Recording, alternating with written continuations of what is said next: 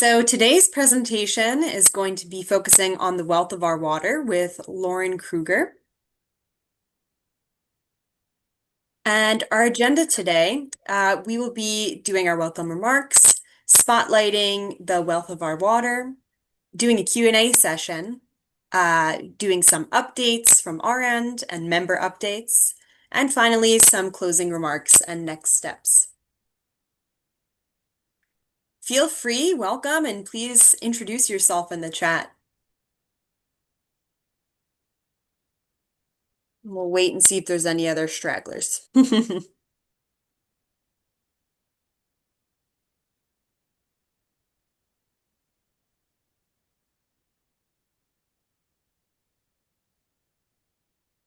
Hi, Diane. Welcome. Thank you for joining us.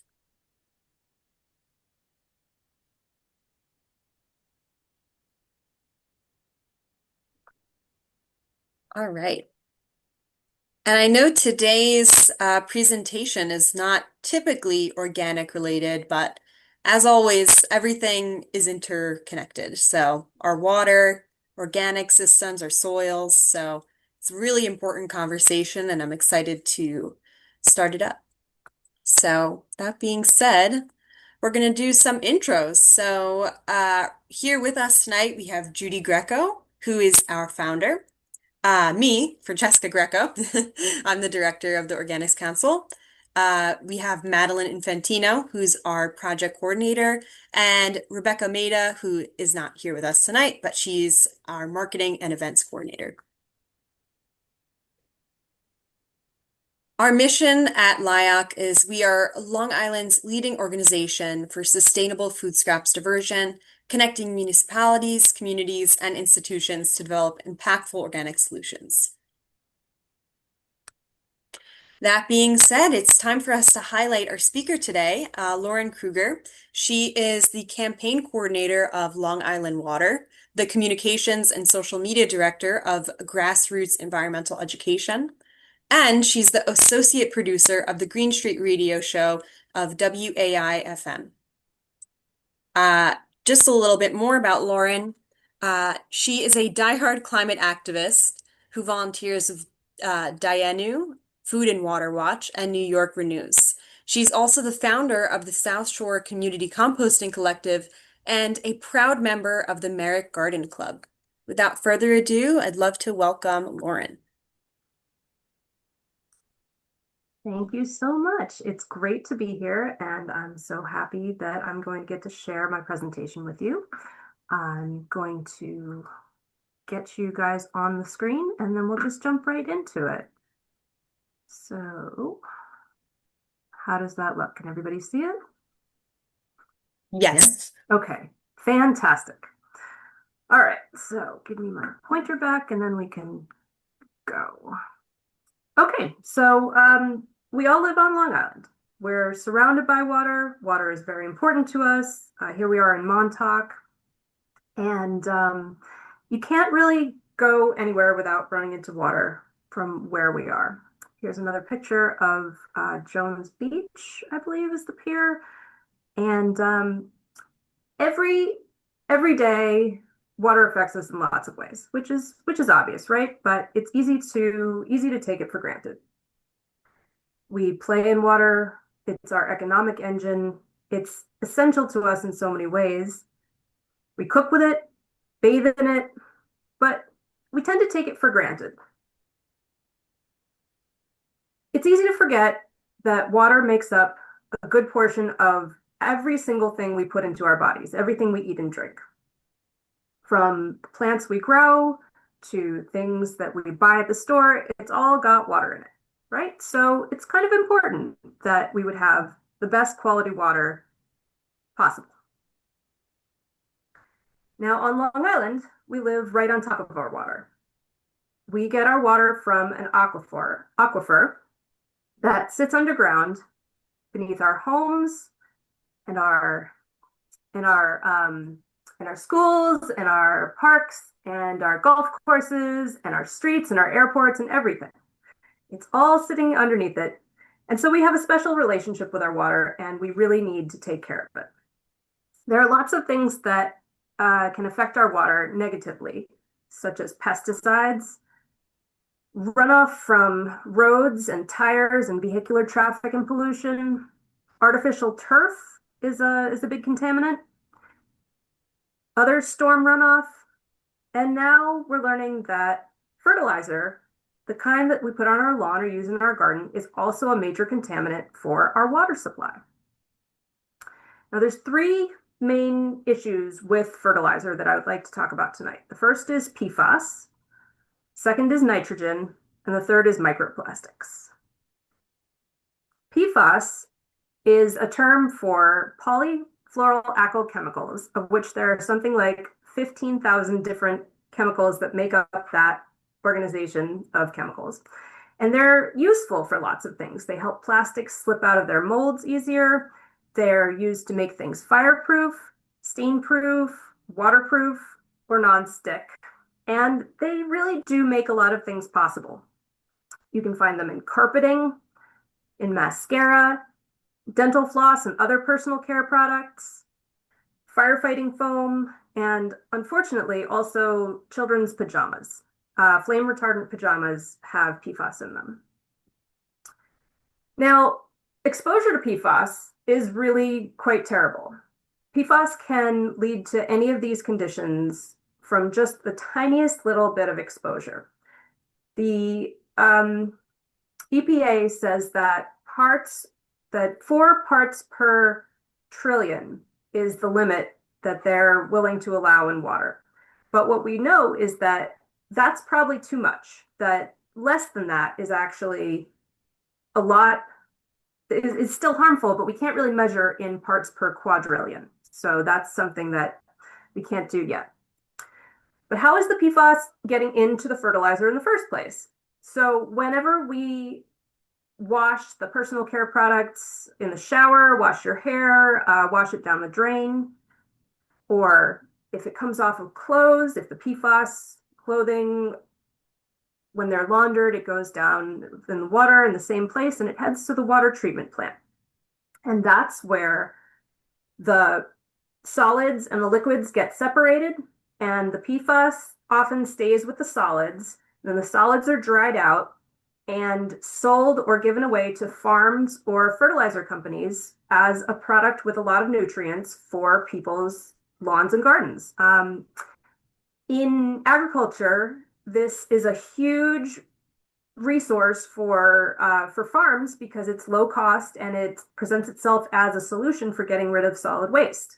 Unfortunately, the PFAS that comes with it has led a lot of farms in Maine and in Texas and in other states to completely shut down, and they can never farm there again because these chemicals have saturated the land and made it unfarmable.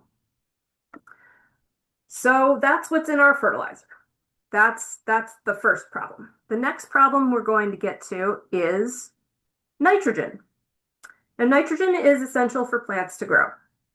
Plants decompose and put nitrogen back into the soil, and they gather up nitrogen naturally on their own.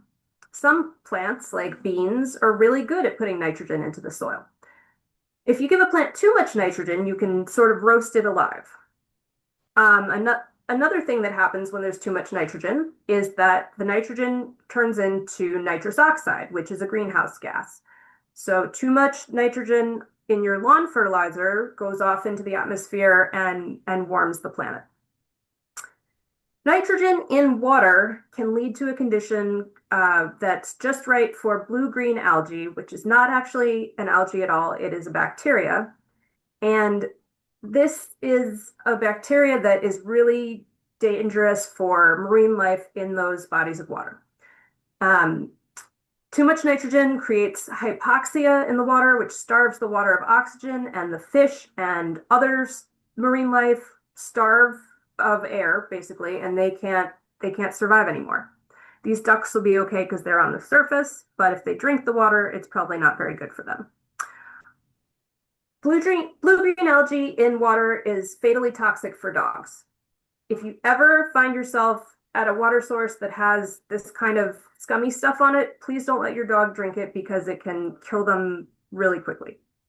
It's also not great for people.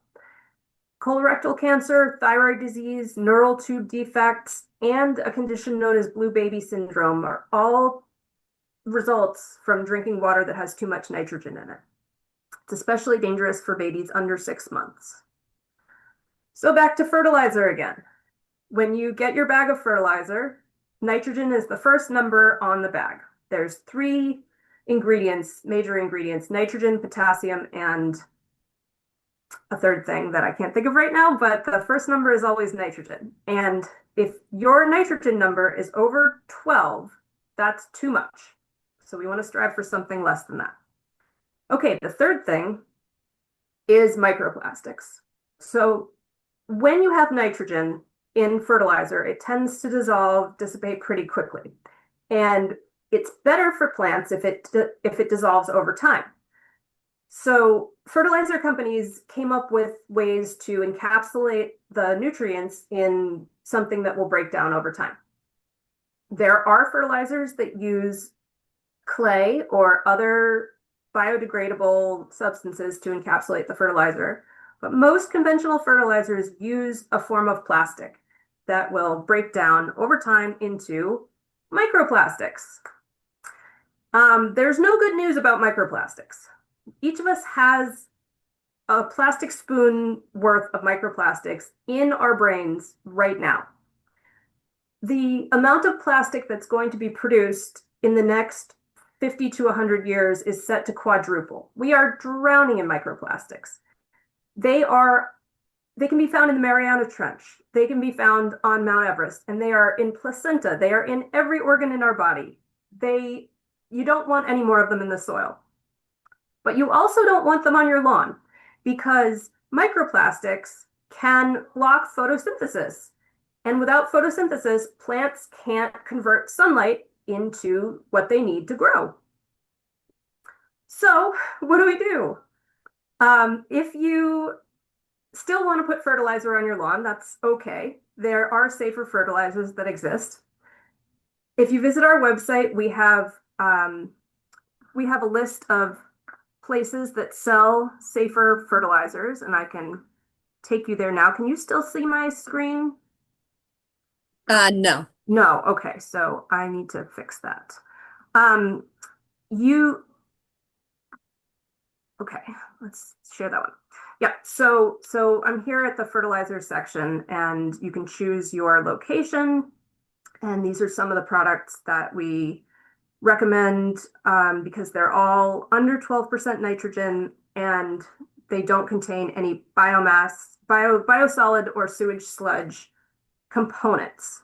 Something else that we can do is write to our legislators and ask them specifically to not allow this fertilizer to be sold on this island. If we're not putting it on our lawns, then we don't have to worry about drinking it.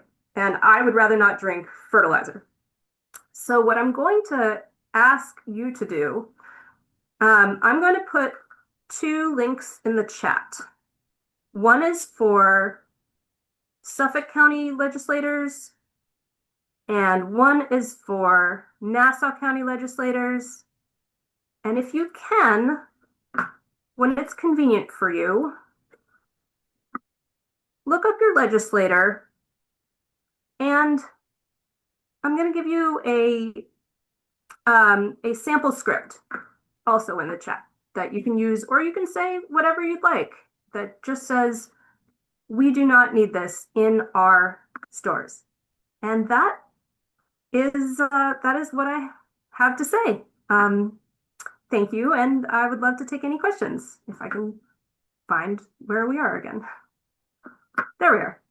Okay. Excellent. Yeah, I will just share my screen again for the Q&A. Great.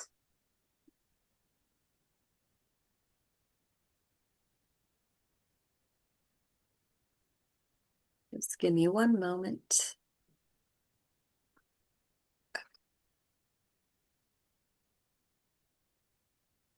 When I do this presentation in person, we have postcards that we give out to people, but these are the virtual version of postcards. That's excellent. Yeah. All right. So yeah, I can start with a question myself. So what are some other ways aside from, us, if we were to use fertilizer in our backyards, what's another way that we can uh avoid these microplastics and fertilizers in maybe our water systems? Sure. As far as products to use or ways to filter the water. I would say ways to filter. Okay, great. Because I would always advocate for leaving the leaves on your lawn. I think that's the best, nicest fertilizer you can use. So, as far as water filters go, reverse osmosis filters are something you install in your home, and they typically go in a basement or a garage, and that filters all the water in your house. And that gets out a lot of really bad stuff. There's also there's also activated carbon filters that are also very good. If you visit the Environmental Working Group's website, they show you sort of the ins and outs of which filters do what. Nothing takes everything out. You sort of have to decide what's the most important to you. Um, so I personally use my refrigerator's water filter that is pretty good, and I try not to worry about it too much, but I don't use any fertilizer on my lawn. So there's that. Oh, great. That's a good comment. The Cynthia said they use a reverse osmosis water filter from uh, Long Island Clean Water Service. Great. I've heard of those before for like a full house system, so I think that's very useful. Yeah.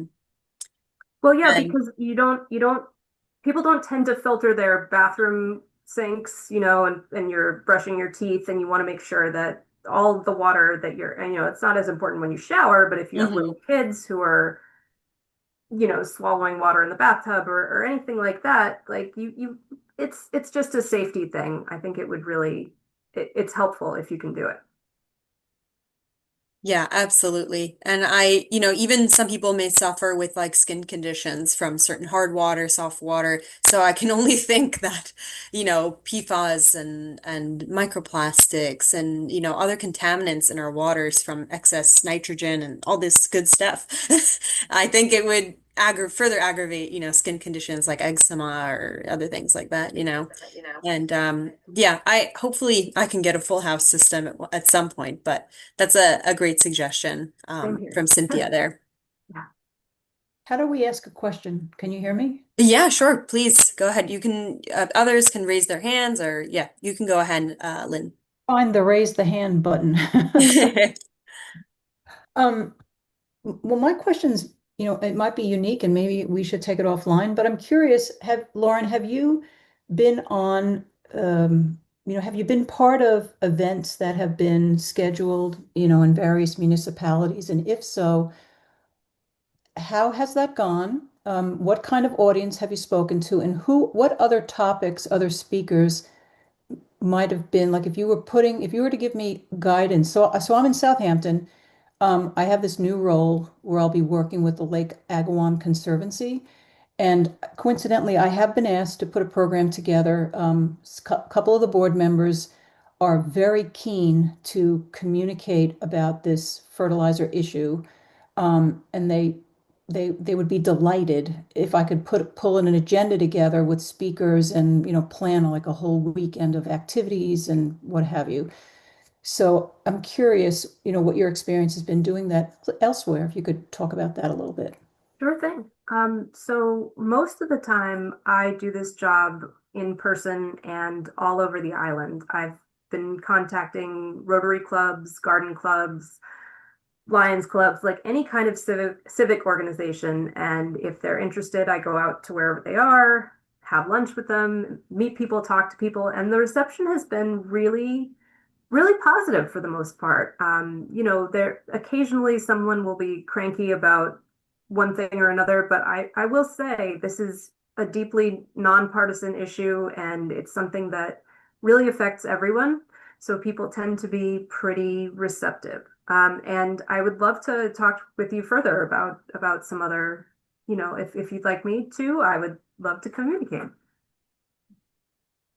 Great. I will look for your contact information, but also this organization who put this event on. Thank you very much, because this is a good way to deliver it, and it was just the right amount of time at the right time of day. Oh, I'm so glad. Thank you so much, Lynn. So, Lauren, I can also take down your contact information if you want me to put your email in the chat. Sure thing. Any questions?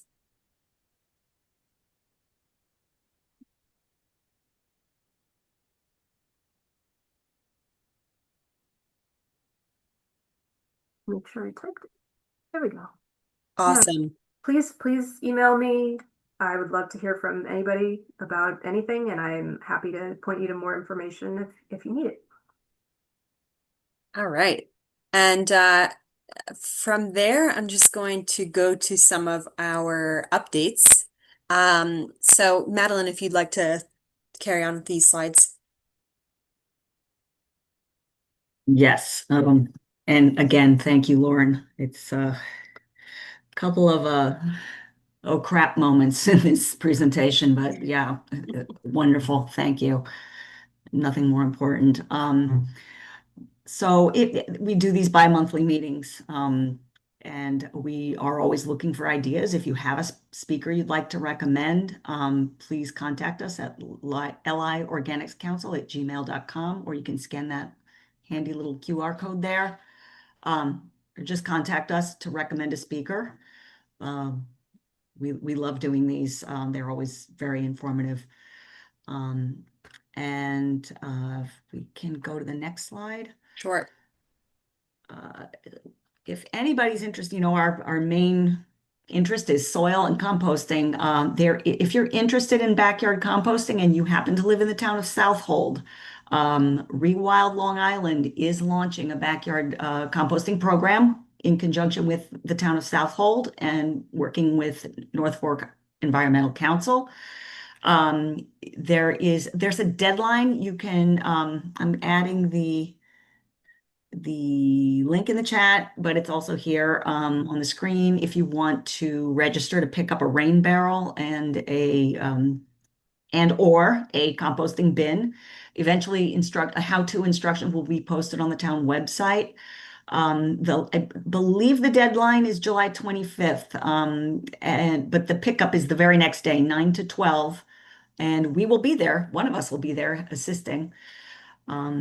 And also Rewild has a lot of really wonderful events, including some hands-on things and also kids activities. So if you want to check out their website, I will put that in the chat as well.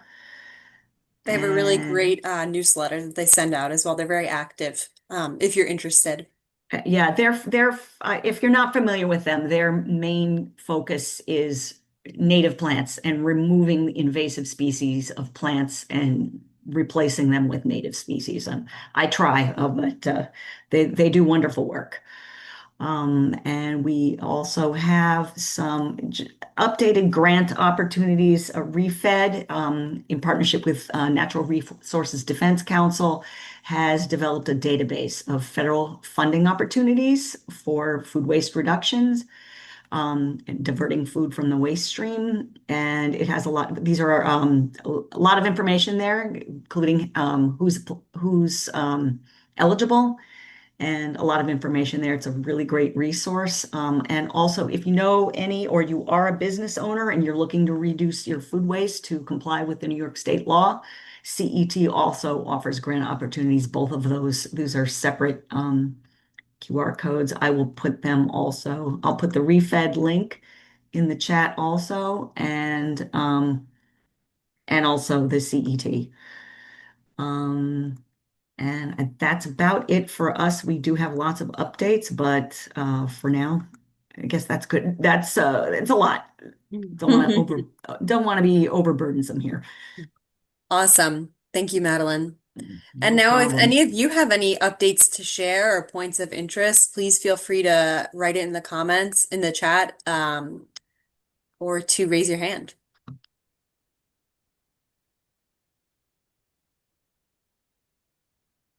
I'll give everyone a second, but on our end, so we are still working on our Southhold municipal program as well in conjunction with Rewild. They're doing their backyard composting. So Southhold's really lucky right now. They're getting backyard and drop-off sites. Absolutely, So that's absolutely. amazing. All right. I don't know if Lynn, if you wanted to if you Yeah, had.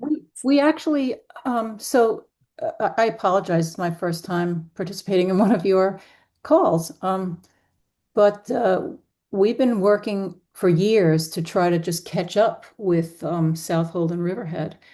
And Mark Habner has been a great assist to us, but we finally have a food scraps bin set up at three of the four transfer stations. And the committee that I'm on is, I'm actually leading the subcommittee for outreach. The town staff and a couple board members have asked us to put together materials.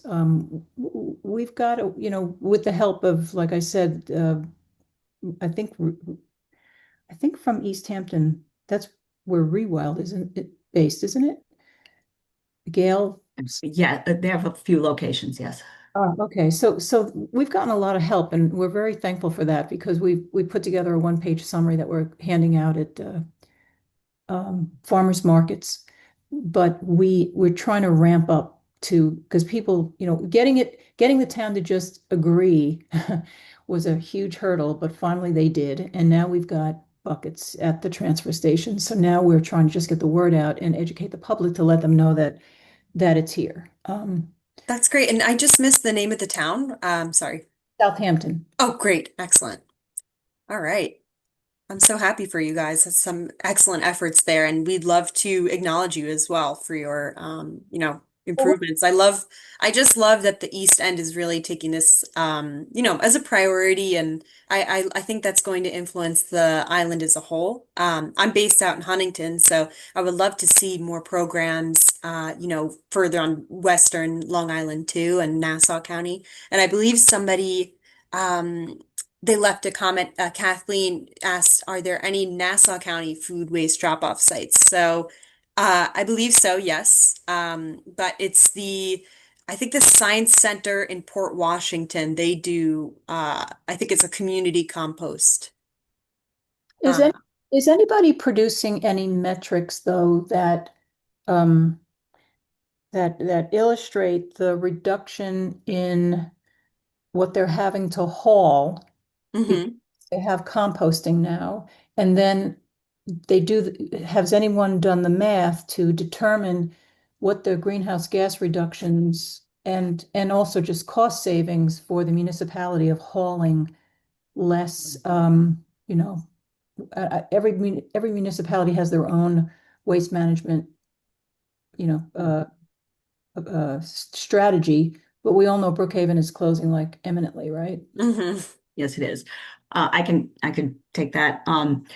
Yes, especially if it's a grant program, any municipality who is engaging in a compost program in under the purview of a grant, they are recording the metrics, as are we.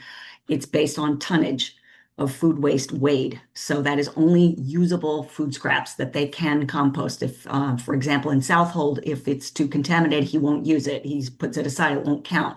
There is a mathematical formula, it is extremely complex, that calculates hauling. You have to enter your criteria. You have to plug in all the numbers with hauling, how close mileage, your distance between an incinerator, and then there's other factors and average distances and whether or not your incinerator generates fuel as a Is that the byproduct. warm method? That is the warm method, exactly. I don't think it's 100%. It's not foolproof. It is complicated, and it tends to use averages, but you can plug in your own numbers. I'll see if I can find you the link, but if you just Google warm model and WARM, there's a spreadsheet and you can use it. But you can enter your own numbers or you can use averages, but you need to know the situation on Long Island. So yeah, when you do that, Like our methods Just of how we process that waste. exactly. So Yes. So where does it go? incineration Yeah, versus Long trucking. Island. Exactly. So, and there's four municipal incinerators on Long Island. There are a few very small landfills still taking municipal waste in a few very small towns. They're private. So if you live in one of those, it's a different number. Your landfill. I can tell you though that incineration seems to produce less in the way of greenhouse gas than landfills. And also, if your incinerator is producing fuel as a byproduct, that is offsetting some of the greenhouse gas. So those numbers do go down. Mm. But yes, if you're asking about municipalities, absolutely, they do collect those metrics and they do produce that they use that model and they report that. And Lynn also asked, where is this data published?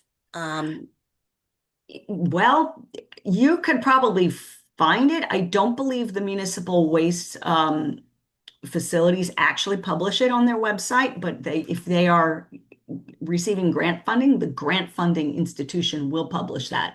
You may be able to find it there. so our grant is funded by the Pollution Prevention Institute, so that's Correct. PPI. New So they York probably State, have it on their website, but also possibly. if it's Yeah. like just a municipal program, it's probably going to be informing their solid waste management policies and initiatives. So Yes, it is. And they probably are more internal data in that way. correct. And they are required to update those and comply and send reports. So those reports also those reports go to the DEC. So that might be a better source if you're really looking for numbers. Yeah, and you can always contact people at the DEC, with an email just asking. We've done that before for our own purposes of, seeing what type of generators are out there, like large businesses that are generating more than 2 tons per week. Who are they, And they're very friendly and willing to help. So I think it's always a good effort to reach out to our local DEC Region 1 people. I'm just going to catch up with a few messages here as well. Um, I'm gonna write for Lynn. It's the Pollution Prevention Institute. New York State Pollution Prevention Yes, Institute. thank you. Okay.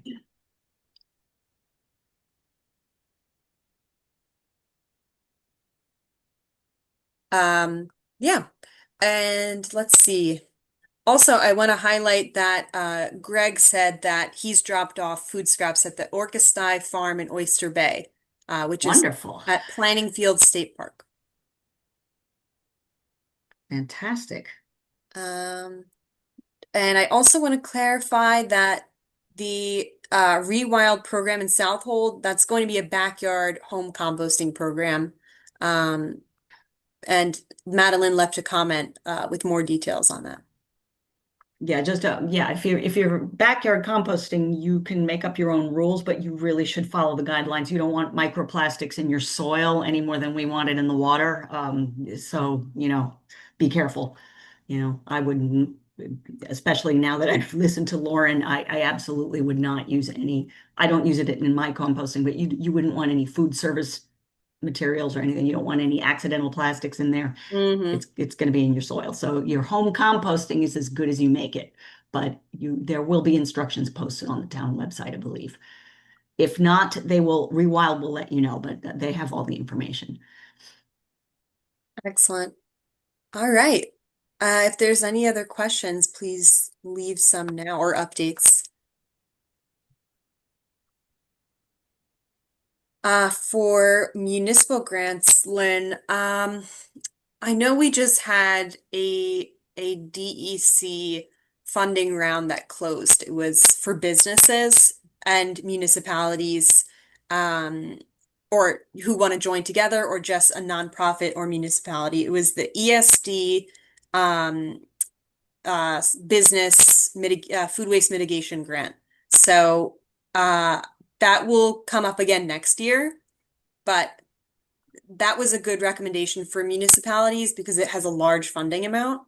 I believe it was a 50% matching program, but the municipality would have to put out a lot of money as well for that type of program. It ranged from $100,000 to $750,000. So big, big range, but that definitely would help create the goal of that was to create a municipal food scrap recycling facility. So those are larger scale, not a smaller composting program like we've done. Um, and that requires a lot of foresight and planning and funding, but it's great. The state has a lot of these initiatives, and Lynn, you can feel free to check through our newsletter. And if you're not already signed up, it's on our website. And we give monthly or bi-monthly grant updates. All right. Thank you so much again, everybody, for these excellent questions. Our next meeting is to be announced, but hopefully August 2025. We are looking forward to any suggestions for future speakers. And again, I want to thank Lauren Krueger for her excellent presentation. I think it's really eye-opening to see, just the detriment of certain fertilizers and, how we can protect ourselves and our community. So thank you again. Thank you, Lauren. It was absolutely spectacular. Thank you so much for Really having me. informative. I really admire the work that you're doing, and I'm happy to be part of this group. Oh, thank you so much. All right. Thank you. So I think that's all for us today. Feel free to leave us any last questions, and we'll see you next time. Thank you, everybody, for joining.